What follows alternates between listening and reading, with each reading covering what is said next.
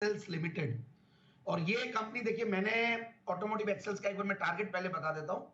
2590 का टारगेट दे रहा हूँ ऑटोमोटिव एक्सेल्स डबल एल। और ये गजब की कंपनी है और इसको मैंने 2 दिसंबर को दिया था जेम्स में मैंने 2-3 बार कवर कर चुका हूँ। और एक बार दिया था मैंने 2 जून को, जो लास्ट ईयर आपके बर्थडे पे मैंने आफ्टरनून में ये पिक दी थी और उस टाइम पे 1600 सवा 1600 के लगभग था।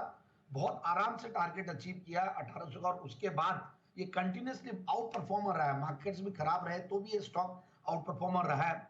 और उनमें से देखिए जो टारगेट्स थे हर बार अचीव हुए और इस बार वापस से जो 2690 2700 के लेवल्स है उसको भी क्रॉस करेगा। बट एक बार का मैंने टारगेट 2590 का दिया है।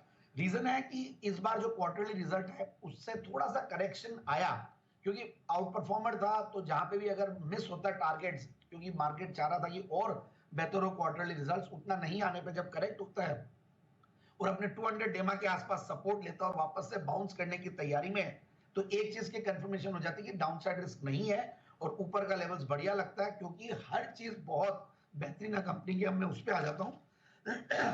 स्ट्रॉन्ग पेडिग्री है कंपनी की, उसमें कोई दो राय नहीं है। अब ये क्यूमेंस की एक तरीके से आप मान लीजिए कि इनडायरेक्ट सब्सिडियरी हो गई।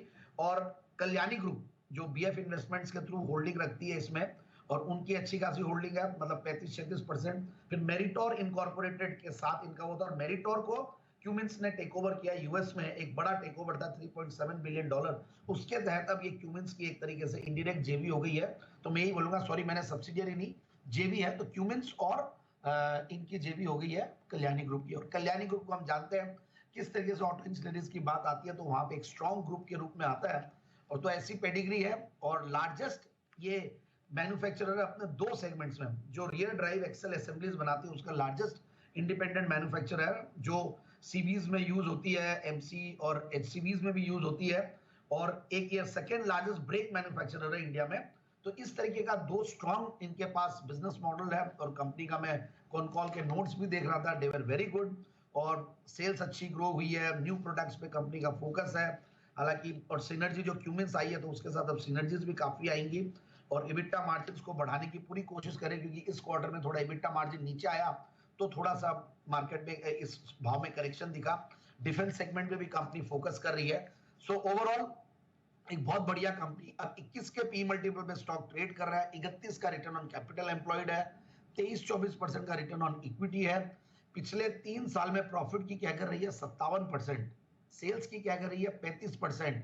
एक जीरो डेट कंपनी, पियोत्रोस की स्कोर देखूं तो मैं 8 के लगभग है, अच्छे फंडामेंटल्स के साथ। अब क्वार्टरली रिजल्ट्स भी बहुत बढ़िया है। उसमें देखिए जो मार्च का क्वार्टर था वो बहुत बढ़िया गया, 51 करोड़ का पैट था। हालांकि दिसंबर 2022 में भी 51 करोड़ का पैट था, उसमें मार्जिन भी बेहतर थे, 12%, उससे 11% आया, इसलिए छोटा सा माइनर सा करेक्शन ही बोलूंगा मैं। सो 39 करोड़ मार्च 2022 में जो पैट था उसके सामने 51 करोड़ का पैट, हम ऐसे देखें इसको। और हाईएस्ट एवर टॉप लाइन पे कंपनी बैठी हुई है, हाईएस्ट एवर बॉटम लाइन पे कंपनी बैठी हुई है। और अब मैं शेयर होल्डिंग पैटर्न देख रहा था तो again that is very impressive, 72% strong promoters के हाथ में है। तो डीआईआई एफआईआई भी 14 14.5%